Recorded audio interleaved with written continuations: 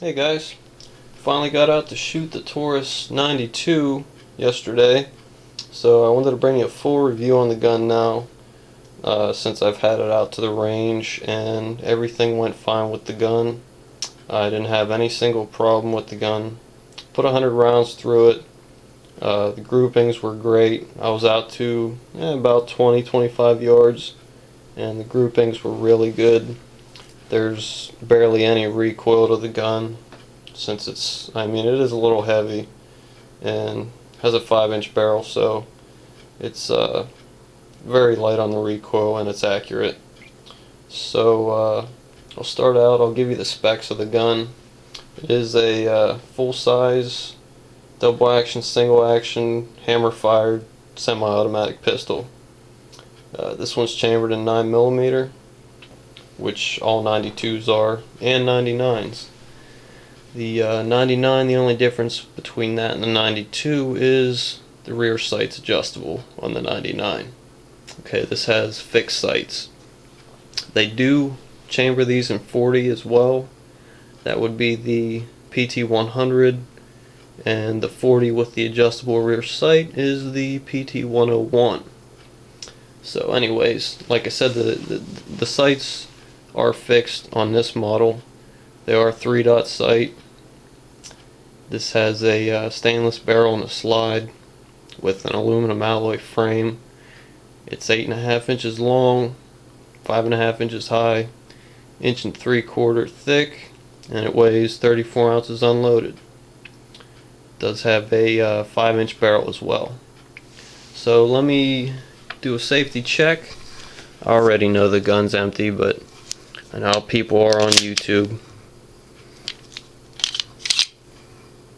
Okay, all clear. Alright, this gun's made in Brazil, in Beretta's old factory. Taurus bought Beretta's factory in the 80s, I think, and started making their version of the 92s, which at the time they were making them exactly the same as the Berettas, but over the years they've changed some things, made some improvements. I think most notably would be the frame-mounted safety slash decocker versus Beretta's slide-mounted one, which I like a lot better. It's easier for me to get to with my thumb. I'd rather have it on the frame, and it's a little bit sturdier too on the frame. They also added a Picatinny rail. You have 2 indexing points there. I think the newer Berettas do have Picatinny rails, but at the time they didn't. So Taurus was adding rails to theirs when Beretta wasn't. They also changed the guide rod to a steel one. Excuse me, versus Beretta's plastic guide rod. So I definitely like to see that. That's a solid chunk of steel right there. So no problems, hopefully, with that. It has a changeable mag release. You can see right here, it's set up for right-handers, and I am left-handed. You can switch that over to the right side. All you have to do is get something like a little dowel rod or something. I used a pen that I took out the ink part from, and just used the pen casing. And you just push that in further than you can with your thumb. You grab it from the other side and unscrew it. Then the 2 halves come out. And there's a spring in between, and you basically just switch the halves around, obviously with the spring back in, and there you go, you have it set up on the right side for left-handed shooters. The safety slash decocker is also ambidextrous. It's on both sides, which is great for left-handers like me.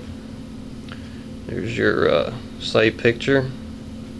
White dots in the back and I guess orange in the front, sort of an orangish red. Pretty easy to get a good sight picture and get fast target acquisition. The hammer If you want to decock it, all you have to do is push down and it sends it to half cock mode. There's a firing pin block, so there's no chance if you accidentally setting off a round by using the decocker. Then you can of course put it back up in safe if you want, although for me double action trigger pull is plenty enough safety for me. The double action pull is pretty tight. I mean, I don't know exactly what it is as far as pounds. I have a snap cap here. We'll test it out. I don't know how heavy the trigger pull is, but you know, it's double action, so it's pretty stiff. There's a little bit of play in the trigger until you start getting back into your double action pull, and your subsequent shots, of course, are going to be single action. From the slide recoiling, you're going to be in single action on the last, or the subsequent shots to your first. There is a little bit of play in the trigger before you get to the release of the hammer. You can see here it's probably about 1/4 of an inch of play, but it's smooth. It's not gritty, you know, it's not sloppy. It's a nice smooth pull, and I can feel right here the hammer's just about to break.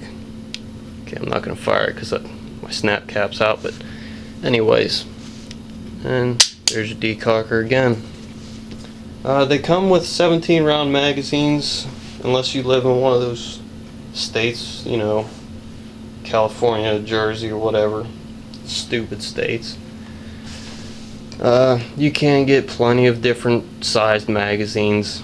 Actually, I have a 32 round Pro Mag magazine that I, you know, just for fun.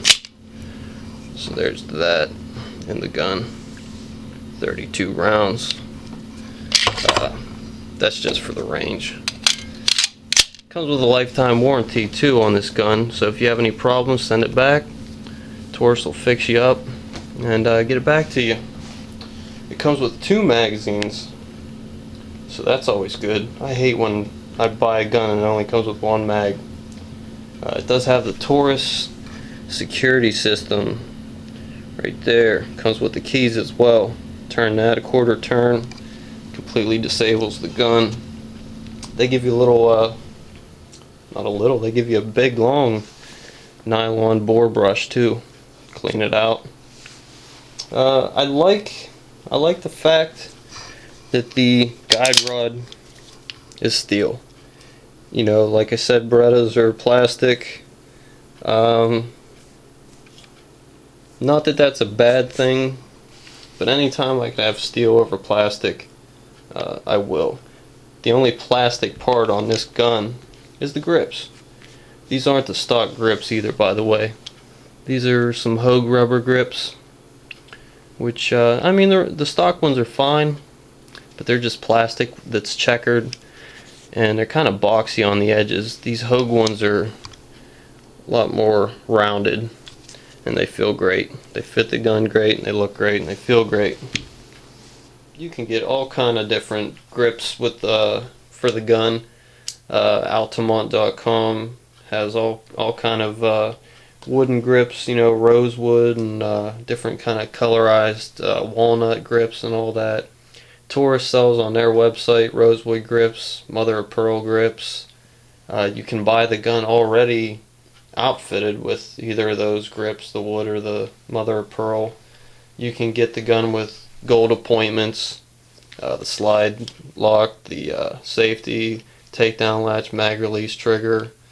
You can get that all in gold if you want. You can get all kind of aftermarket parts, magazines. You can get different grip screws. I have some stainless grip screws, some hex screws, and just be aware if you're trying to get screws for it though, you have to get frame bushings from Taurus. Call up Taurus, tell them you need the grip screw frame bushings. You'll need 3 of them if you want to use aftermarket Beretta hex screws, or I think the ones I got are Hogue Extreme Series or something, stainless hex screws. So you just put the bushings in the three grip screw holes that are there, and the screws will fit in fine for you. You can get guide rods and springs, Wolf springs. You can get locking blocks from the Berettas. I think you can use the barrels from the Berettas too. Pretty sure on that. You can't use the grips from the Beretta on this gun though, mainly because of the decockers in the way, and I don't think the screw holes line up either. So no go on Beretta grips on this Taurus. You can get a ported barrel for this. You can get compensators, recoil reduction systems, which I got one of the EFK frame saver recoil reduction systems. That's on EFKFramesaver.com, or excuse me, EFKFiredragon.com. The frame savers are their guide rods, and they have two captive recoil springs on them. But like I said, I got one, and it just made the gun ridiculously hard to rack the slide. It was so stiff I could barely rack the slide at all. So needless to say, I didn't leave it on there.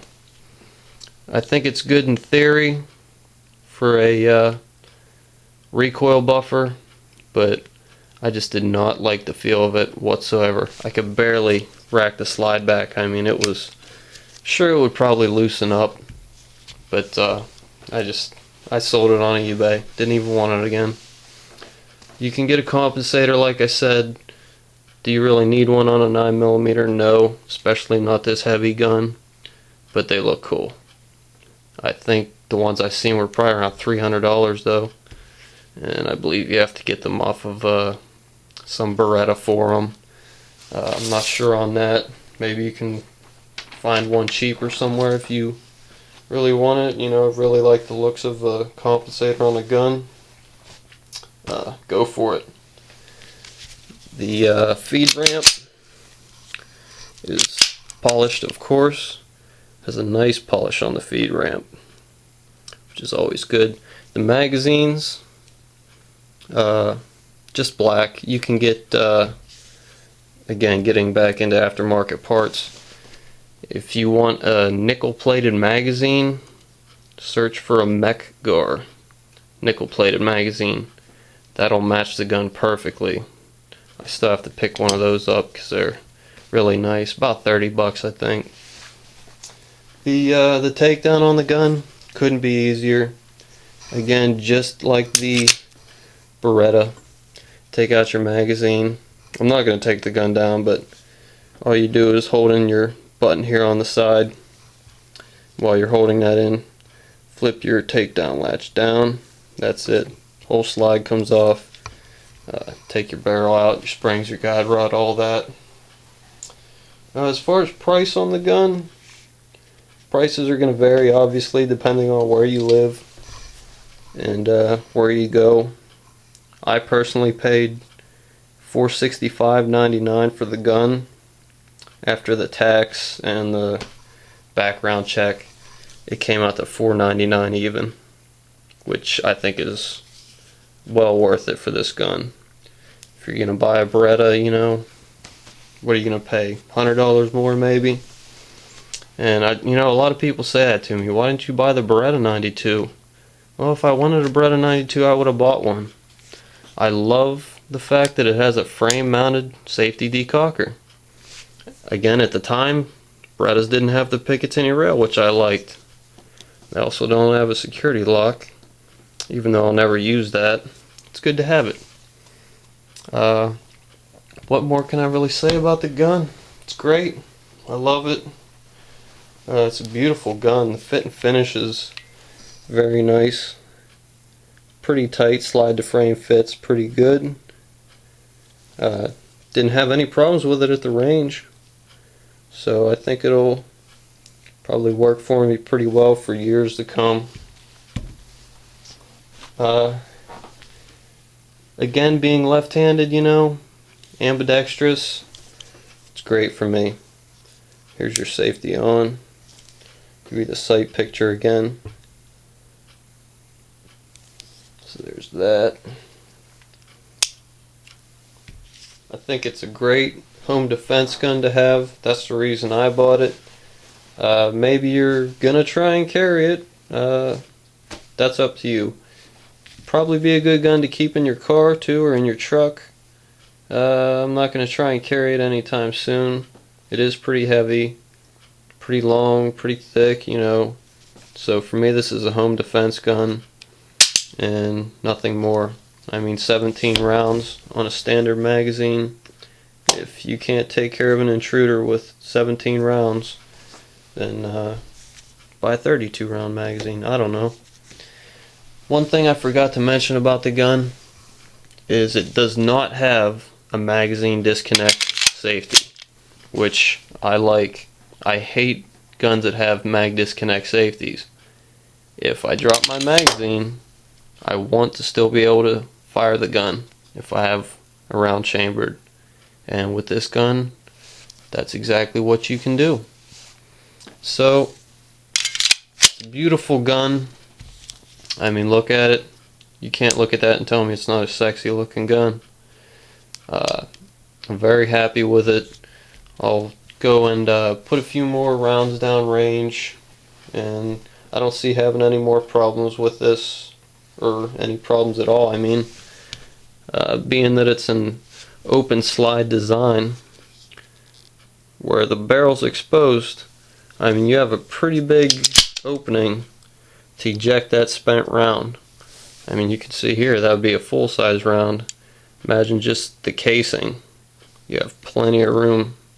These guns are known for being very reliable with extracting rounds, feeding rounds, whatever. That's going to do it on the review, I think. If I forgot anything, I'll try and add a couple annotations or something to the video. But for now, that's going to do it. Again, that's the Taurus Pt92 AFS. That's the stainless steel version. Hope you enjoyed the review, and I'll be back next time with the Ruger P95. Another great gun I just picked up 2 days ago. So thanks for watching. Take care, and I'll talk to you all later.